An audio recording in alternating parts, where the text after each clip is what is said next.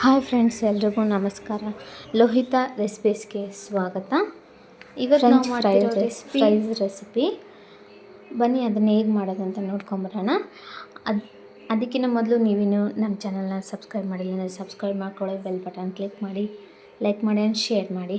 ಬನ್ನಿ ಸ್ಟಾರ್ಟ್ ಮಾಡೋಣ. ನಾನಿಲ್ಲಿ ದೊಡ್ಡ ಗಾತ್ರದಲ್ಲಿರುವ 4 ಆಲೂಗಡ್ಡೆನ ತೊಗೊಂಡಿದ್ದೀನಿ. ಇಲ್ಲಿ ಉದ್ದುದ್ದಕ್ಕೆ ನೀಟಾಗಿ ಕಟ್ ಮಾಡ್ಕೋಬೇಕು. ಈ ಸಿಪ್ಪೆ ಎಲ್ಲ ತೆಗೆದು ಕಟ್ ಮಾಡಿ. ಅದಕ್ಕಿಂತ ಮೊದಲು ನಾನಿಲ್ಲಿ ನೀರು ಕಾಯಕ್ಕೆ ಇಟ್ಕೊಂಡಿದ್ದೀನಿ, ಯಾಕಂದರೆ ಆಲೂಗಡ್ಡೆ ಬೇಯಿಸಬೇಕು. ನೋಡಿ, ಸಿಪ್ಪೆ ಎಲ್ಲ ತೆಗೆದು ಕಟ್ ಮಾಡಿ ಇಟ್ಕೊಂಬಿಡಿ. ಉದ್ದುದ್ದಕ್ಕೆ ಈ ಥರ ಕಟ್ ಮಾಡಿ ಇಟ್ಕೋಬೇಕು. ನಿಮಗೆ ಸೈಡ್ಸ್ ಎಲ್ಲ ಬೇಡ, ನಮಗೆ ಈ ಥರ ಉದ್ದುದ್ದನೇ ಇರಬೇಕು ಅಂತಂದರೆ ನೀವು ಸೈಡೆಲ್ಲ ತೆಗಿಬೋದು. ನಾನು ಎಲ್ಲನೂ ಹಾಕಿದ್ದೀನಿ.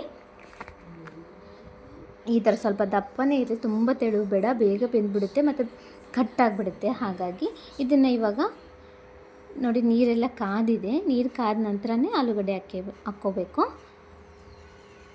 ಆಲೂಗಡ್ಡೆ ಹಾಕ್ಕೊಂಡು ಈಗ ರುಚಿಗೆ ತಕ್ಕಷ್ಟು ಉಪ್ಪು ಹಾಕ್ಕೊಳ್ತಿದ್ದೀನಿ.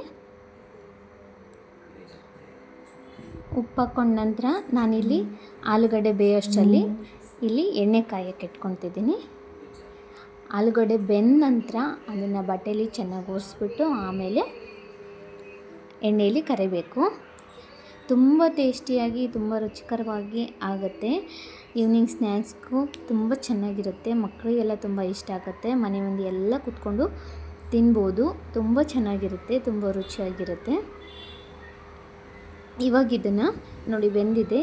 ಅರ್ಧಂಬರ್ಧ ಬೇಯಬೇಕು, ತುಂಬ ಬೇಯಬಾರ್ದು. ಸ್ವಲ್ಪ 1 ನಿಮಿಷಗಳ ಕಾಲ ನೀವು ಬೇಯಿಸಿದರೆ ಸಾಕು. ಇವಾಗ ಇದನ್ನು ಬಟ್ಟೆಯಲ್ಲಿ ಹಾಕ್ಕೊಳ್ತಿದ್ದೀನಿ. ನೀರಿನ ಅಂಶ ಎಲ್ಲ ಚೆನ್ನಾಗಿ ಒರೆಸ್ಕೋಬೇಕು. ಅದನ್ನು ಚೆನ್ನಾಗಿ ಒರೆಸ್ಕೊಳ್ಳಿ. ಈ ಒರೆಸ್ಕೋಬೇಕಾದ್ರೆ ಬೆಂಡ್ ಆಗಬಾರ್ದು, ಕಟ್ ಆಗಬಾರ್ದು. ಆ ರೀತಿ ನೀವು ಬೇಯಿಸ್ಕೊಂಡಿರಬೇಕು. ಯಾಕಂದರೆ ನಾವು ಇದನ್ನು 2 ಸಲ ಎಣ್ಣೆಯಲ್ಲಿ ಫ್ರೈ ಮಾಡೋದ್ರಿಂದ ಸ್ವಲ್ಪನೇ ಬೇಯಿಸ್ಕೋಬೇಕು. ನೋಡಿ, ನಾನು ಎಷ್ಟು ಬಟ್ಟೆಯಿಂದ ಒರೆಸ್ತಿದ್ದೀನಿ, ಆದರೂ ಒಂದು ಕಟ್ಟಾಗ್ತಿಲ್ಲ. ಈ ಥರ ಇರಬೇಕು.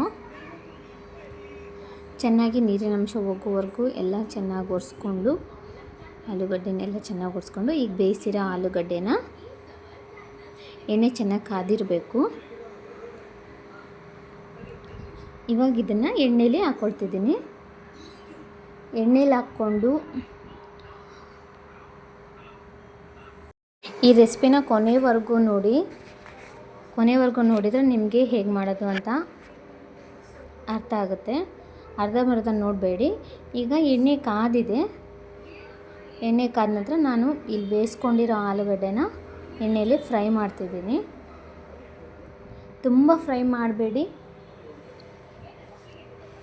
1 ಸೆಕೆಂಡ್ ಫ್ರೈ ಮಾಡಿ ಸಾಕು.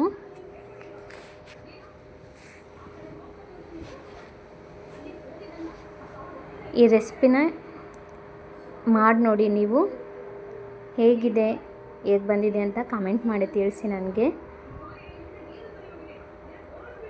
1 ಸೆಕೆಂಡ್ಗಳ ಕಾಲ ಸ್ವಲ್ಪ ಲೈಟ್ ಗೋಲ್ಡನ್ ಕಲರ್ ಬರೋ ಹಾಗೆ ಫ್ರೈ ಮಾಡಿ. ಈಗ 2 ಕಡೆನೂ ಫ್ರೈ ಮಾಡಿ, ಕೈ ಬಿಡ್ದಾಗೆ. ಇದಕ್ಕೆ ಸಾಸು ಮತ್ತು ಕೆಚಪ್ಪು ಚೆನ್ನಾಗಿರುತ್ತೆ. ಅದರಲ್ಲಿ ನಂಚ್ಕೊಂಡು ತಿನ್ಬೋದು, ತುಂಬ ಚೆನ್ನಾಗಿರುತ್ತೆ. ನನ್ನ ಮಗ ಅಂತೂ ತುಂಬ ಇಷ್ಟಪಟ್ಟು ತಿಂತಾರೆ. ನಮ್ಮ ಮನೆಯವರು ಕೂಡ ತುಂಬ ಇಷ್ಟಪಟ್ಟು ತಿಂತಾರೆ ಇದನ್ನು.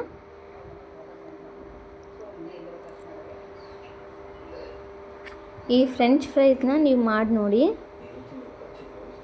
ಮತ್ತೆ ಮತ್ತೆ ಮಾಡ್ತೀರಾ.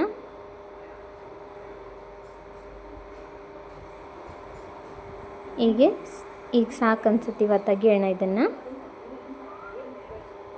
ಇಷ್ಟ ಆದರೆ ಸಾಕು.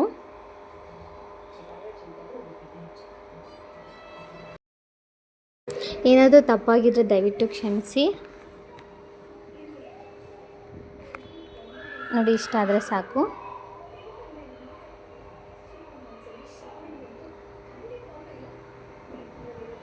ತೆಗಿತಿದ್ದೀನಿ ಇವಾಗ.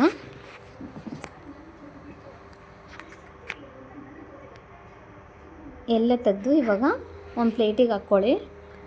ಚೆನ್ನಾಗಿ ತಣ್ಣಗಾಗಬೇಕು. ಇವಾಗ ನೀವು 1 ಗಂಟೆಗಳ ಕಾಲ ಫ್ರಿಜ್ಜಲ್ಲಿಡಬೇಕು. ಆವಾಗಲೇ ನಿಮಗೆ ಒರಿಜಿನಲ್ ಟೇಸ್ಟ್ ಬರೋದು.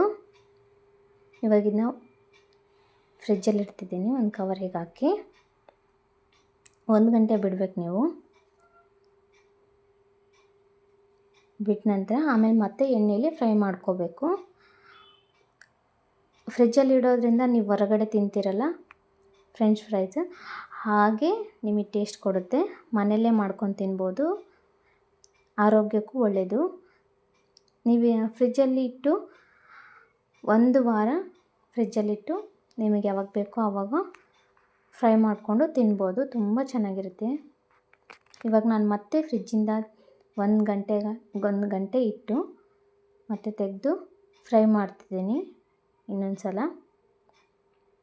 ಇವಾಗ ಚೆನ್ನಾಗಿ ಫ್ರೈ ಮಾಡಬೇಕು ನೀವು. ಒಂದು 2-3 ಮಿನಿಟ್ ಆದರೂ ಫ್ರೈ ಮಾಡಬೇಕು. ಚೆನ್ನಾಗಿ ಗೋಲ್ಡನ್ ಕಲರ್ ಬರಬೇಕು. ಹೊರಗಡೆ ಕ್ರಿಸ್ಪಿಯಾಗಿ ಒಳಗಡೆ ಸಾಫ್ಟಾಗಿರಬೇಕು. ತುಂಬ ಚೆನ್ನಾಗಿ ಬರುತ್ತೆ. ಬೆಳಿಗ್ಗೆ ಮಕ್ಕಳಿಗೆ ಬ್ರೇಕ್ಫಾಸ್ಟ್ಗೂ, ಸಂಜೆ ಈವ್ನಿಂಗ್ ಸ್ನ್ಯಾಕ್ಸ್ಗೂ, ಟೀ ಕಾಫಿ ಜೊತೆ ತುಂಬ ಚೆನ್ನಾಗಿರುತ್ತೆ. ನಾನಿಲ್ಲಿ ಟೀ ಜೊತೆ ಮಾಡ್ತಿದ್ದೀನಿ.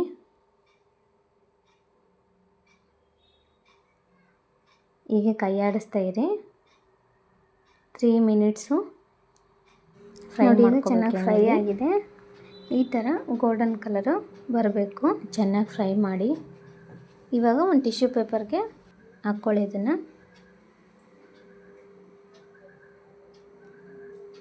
ನಾನಿವಾಗ ಟಿಶ್ಯೂ ಪೇಪರಿಗೆ ಹಾಕ್ಕೊಳ್ತಿದ್ದೀನಿ ಎಲ್ಲನ ತೆಗೆದು. ಈ ರೀತಿಯಾಗಿ ಹೊರಗಡೆ ಕ್ರಿಸ್ಪಿಯಾಗಿ ಒಳಗಡೆ ಸಾಫ್ಟಾಗಿ ಬರಬೇಕು. ಅಲ್ಲಿವರೆಗೂ ನೀವು ಫ್ರೈ ಮಾಡಬೇಕು. ಇದಕ್ಕಿವಾಗ ನಿಮಗೆ ಎಷ್ಟು ಬೇಕೋ ಅಷ್ಟು ಖಾರಕ್ಕೆ ತಕ್ಕನಷ್ಟು ಖಾರ ಪುಡಿ ಮತ್ತು ಸ್ವಲ್ಪ ಉಪ್ಪು. ಆಲ್ರೆಡಿ ನಾವು ಆಲೂಗಡ್ಡೆ ಬೇಯುವಾಗ ಹಾಕಿದ್ವಲ್ಲ ಉಪ್ಪನ್ನ, ಹಾಗಾಗಿ ಸ್ವಲ್ಪ ಅಷ್ಟೇ. ನೋಡಿ ಹೇಗೆ ಬಂದಿದೆ. ನಿಮಗೆ ಈ ವಿಡಿಯೋ ಇಷ್ಟ ಆಗುತ್ತೆ ಅಂದ್ಕೊಂಡಿದ್ದೀನಿ. ಇಷ್ಟ ಆದರೆ ಪ್ಲೀಸ್ ಸಬ್ಸ್ಕ್ರೈಬ್ ಮಾಡಿ, ಲೈಕ್ ಮಾಡಿ, ಶೇರ್ ಮಾಡಿ, ಕಮೆಂಟ್ ಮಾಡಿ. ಟ್ರೈ ಮಾಡಿ ನೋಡಿ. ವಿಡಿಯೋ ನೋಡಿದ್ದಕ್ಕಾಗಿ ನಿಮಗೆ ಥ್ಯಾಂಕ್ ಯು. ನೆಕ್ಸ್ಟ್ ವಿಡಿಯೋ ನಾನು ಟೀ ಜೊತೆ ಸರ್ವ್ ಮಾಡ್ತಿದ್ದೀನಿ.